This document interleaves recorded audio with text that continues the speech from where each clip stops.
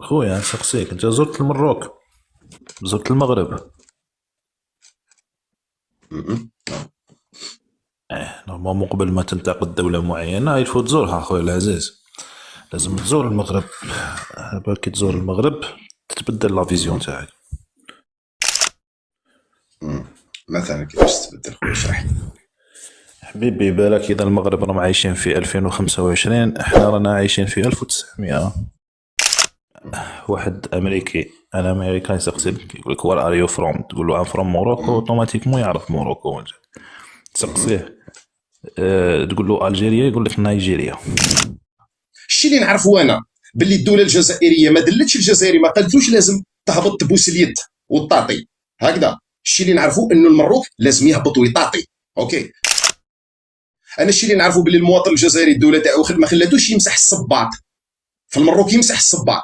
اوكي، الشيء اللي نعرفه انا باللي الدوله الجزائريه ما خلاتلوش بلادو زريبه اللي يجي يدير فيها حاشاك واكرمك الله واكرم الله المستمعين بيبي بالسياح لي زاميريكان.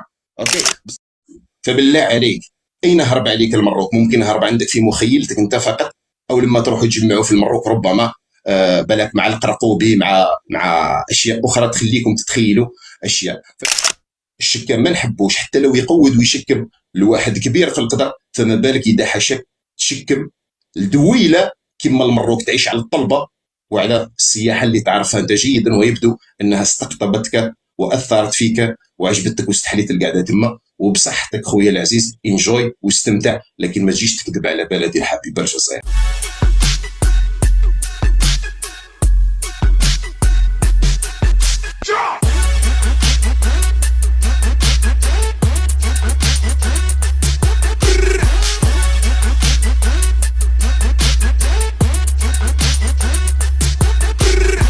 Okay, let's go. السلام عليكم. وعليكم السلام ورحمه الله وبركاته. خويا نسقسيك، انت زرت المروك؟ عرفنا بنفسك خويا وسقسيني معليش. ماشي معليش، جمابيل ادم سميه. اهلا وسهلا ادم، تفضل ادم. صح. زرت المغرب؟ م-م. نورمالمون قبل ما تنتقد دولة معينة يلفو تزورها خويا العزيز. لازم تزور المغرب. باش كي تزور المغرب تتبدل لا فيزيون م-م. تاعك. م. مثلا كيفاش تبدل خويا، اشرح لي. حبيبي بالك اذا المغرب راهم عايشين في 2025، احنا رانا عايشين في 1900 اون 2025. م. من كوني اي جانب؟ يسقسيك، انا كوني اعطينا مثال. يسقسيك واحد امريكي، انا امريكان يسقسيك يقول لك وير ار يو فروم، تقول له ام فروم موروكو، م. اوتوماتيكمون يعرف موروكو. م. تسقسيه تقول له الجيريا يقول لك نيجيريا. م. Tu vois. م. Il faut جاوب arrêter هاد خويا. la vague de la haine contre le Maroc parce que on لا est لا دقيقه musulmans, برك، خليني on est des اسمح لي، اسمح berbères, لي سي tu ادم. vois. سي ادم، سي ادم، اسمح لي نعقب على خويا ومن بعد نروحوا كيسكي الفوفار. يا اخي معليش. روح روح. يقولوا تفضل مش روح، ولا في المغرب يقولوا روح. Façon de parler. اه الظرافه ما عندهاش فاسون دو بارلي، يقولوا تفضل. احنا في الجزائر متحضرين نقولوا تفضل، وقيل في المروك يقولوا روح. وهذا لا يدل على اي رقي او تحضر، ولا يدل بانه المروك تقدم. لا علينا، حط C'est ميوت pas خليني vrai. نجاوبك على واش قلت. خليني نجاوبك على واش قلت. اولا انت قلت لي باللي المروك هربوا عليك. ممكن انت اللي تعيش ربما في زمن اخر، في كوكب اخر، ربما لا تعيش معنا. وطبيعي جدا لما الانسان يكون موش قاري ويهضر باش يهضر ويخرط باش يخرط، يهضر عن جهل، فطبيعي جدا ان يخطئ. لماذا؟ لو نحكوا بلغه الاقتصاد مثلا، بلغه البي بي، بي بي تاع الجزائر 268، بي بي تاع المروك 144. المديونيه تاع الجزائر الدين الخارجي صفر، الدين الخارجي تاع المروك يفوق 70 مليار دولار. احتياطي النقد الاجنبي عند الجزائر 72 مليار دولار، عند المروك 34 مليار دولار.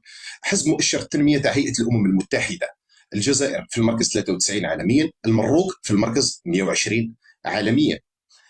حسب تقرير اللي هو الامم المتحده نسبة الفقر في الجزائر تتراوح بين 0 و1%، وإن شاء الله في حدود سنة 2030 راح تصير منعدمة، راح تصير 0%. نسبة الفقر في المروك تفوق 10%. هذه نقطة. أنت أعطتني مثال بالأمريكي، ما فهمتش لماذا يخلعكم الأمريكي. أنت بدأت قلتها الأمريكي لما تقول له موروكو يعرف موروكو، لما تقول له ألجيريا يقول لك نيجيريا. هذا إن دل على شيء يدل بأن الأمريكي هايشة ولا يعرف حتى الدول، وعدم معرفته لأكبر دولة إفريقية وأكبر دولة عربية هذا إن دل على شيء فيدل على جهله بالجغرافيا. وعدم معرفته بدولة مثل الجزائر صاحبة أكبر ثورة تحررية في التاريخ السياسي الحديث هذا إن دل على شيء يدل على أن الأمريكي إنسان جاهل بالتاريخ. والأمريكي واحد من أجهل الشعوب. الأمريكي الفهم تاعو فيرتيكال، هذا إذا كان قاري يفهم غير في قرايته، تخرجه من قرايته يصير كالسمكة التي تخرج من المياه تموت وتضمحل وتتلاشى، فهمتني؟ فلذلك اذا الامريكي بالنسبه لك انت يخلعك مرجعيه ويخلعكم ممكن انتم في المروك، حنا في الجزائر انا شخصيا كجزائري ما يخلعنيش الامريكي، لانه انا واحد جاهل بالتاريخ وواحد جاهل بالجغرافيا ما يقدرش يخلعني يا سيدي الكريم. اوكي، هكذا النقاش هكذا يكون بالارقام ويكون بالحقائق. زيدك نقطه، المواطن الجزائري هذا المروكي انت اللي هرب عليك، ممكن هرب عليك انت، ممكن، لان واضح انك لا تعرف شيئا في الاقتصاد ولا في التاريخ ولا في السياسه كذلك كما الامريكي اللي استشهدت به. انا ما اعرفه ان المروكي مسكين مزبط ماهوش رايح يعيد. ما اعرفه انا انه دوله الجزائر شرات المواطنين تاعها، جابت لهم مليون راس تاع الكباش وسقفتها دارت الواحد ب4 ملايين. اوكي، والمره تسمى الجزائري يصبح شويه يضرب في اللحم حتى تخرج على ودنيه، والمروكي يشم.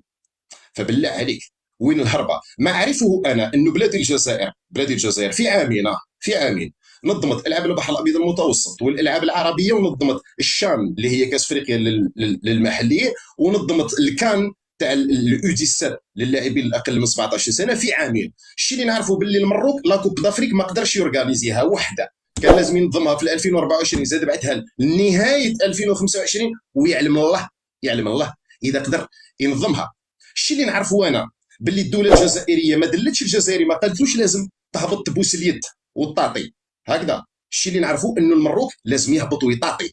اوكي، انا في الجزائر نعرفها كي تروح للاداره ولا كي تروح لاي مكان ما تقولهمش، ما لازمش تقول لهم عاش تبون باش يخدموا لك ورقه. في المروك لازم تقول عاش الملك. اوكي، انا الشيء اللي نعرفه باللي المواطن الجزائري الدوله تاعو ما خلاتوش يمسح الصباط، في المروك يمسح الصباط.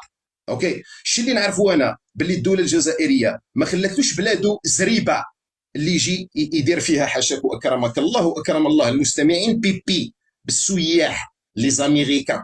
اوكي، بصح في المروك ارواح دخل كيما حبيت. لو سيتويان فرونسي يدخل بالكارت اخويا العزيز يدير واش يحب. لا بروف اذا سمعت به السائح دانيال اغتصب لهم 12 طفل وراح واحد ما هضر معاه. هكذا هذه ما تصراش في الجزائر، اطفالنا محميين واذا تعرضوا للاعتداء يكون من جزائري. هكذا الشيء اللي نعرفه انا السفير تاعهم الصهيوني هذاك ديفيد غوفرين اغتصب لهم كذلك 12 ولا 14 مره مروكيه وواحد ما هضر. حنا هذه ما تصراش في الجزائر خويا العزيز، حنا فرنسا حلوا فمهم اطرد ديكاج روح تروح، فهمتني؟ فالحمد لله سواء من الناحيه المعيشيه نحن احسن حسب التقارير الرسميه، نحن ثالث اكبر اقتصاد في القاره الافريقيه، هم الخامس. جيشنا راهو في المرتبه 26، الله يحمي جيشنا ولعنه الله على كل خاين ما يحبش جيشنا الحبيب اللي يحمي لنا بلادنا ويحافظ لنا على السروال باش ما ينزلش. هكذا واللي يدعي على جيشنا ولا اللي ما يحبش جيشنا فاكيد هو عاش يقول لي انزل سرواله. جيشنا في المرتبه 26، الجيش المروكي في المرتبه 61. هكذا فبالله عليك اين هرب عليك المروك؟ ممكن هرب عندك في مخيلتك انت فقط، او لما تروحوا تجمعوا في المروك ربما بالك مع القرقوبي مع اشياء اخرى تخليكم تتخيلوا اشياء. فاذا عندك حقائق واذا طلعت تناقش معايا انا انسان اعلامي سوي با زان فويو ولا نحكي الحكايه تاع الكلام، تفضل. اذا راح تحكي لي الحكايه تاع السوق وتاع المارشي خويا العزيز تقدر كي تروح لطنجه ولا لتيطون ولا لمراكش قصروا بينات بعضاكم. هكذا وداير خويا العزيز نقول لك حاجه وربما احسن لي وليك، سانهي معك النقاش لاني انا ما نحبش الشكام. اوكي، الشكام ما نحبوش حتى لو يقود ويشكم لواحد كبير في القدر، فما بالك اذا حاشاك تشكم الدويله كما المروك تعيش على الطلبه وعلى السياحه اللي تعرفها انت جيدا ويبدو انها استقطبتك واثرت فيك وعجبتك واستحليت القعده تما. وبصحتك خويا العزيز، انجوي واستمتع، لكن ما تجيش تكذب على بلدي الحبيبه الجزائر. تحياتنا لك خويا، ورجاء المستوى الهابط قررت مع نفسي ما نزيدش نناقشوا. ومستوى خويا العزيز المستوى تاع القهاوي، انا اعلامي عندي الكارطه تاع اعلامي وداير تكويني في قناه الجزيره العالميه القطريه. اوكي خويا العزيز، فشوف ناس واحد اخرين عندهم مستوى هابط وروح احكي معاهم الحكايه تاع القهاوي. وللاسف مانيش عارف كيفاش خديت الجنسيه الجزائريه، ممكن غلطه ولا على العموم بلادنا كبيره والغلطه فيها تصرا، وان شاء الله تتنقى البلاد. سلم لي على حبايبك اللي في المروك خويا، وما نورتني ما شرفتني، ما نقدرش نقول لك نورتني وشرفتني بس ما نحبش الخونه خويا العزيز هكذا. وديما نقول لكم كي تحبوا تبيعوا الجزائر على الاقل جيبوا فيها اكبر سعر، وعلى الاقل بيعوها لواحد كبير مش لواحد قصير وصغير وحقير وشرير ومكير كما المروك اللي ملكهم ما ينوضش من فوق السرير. تحياتي.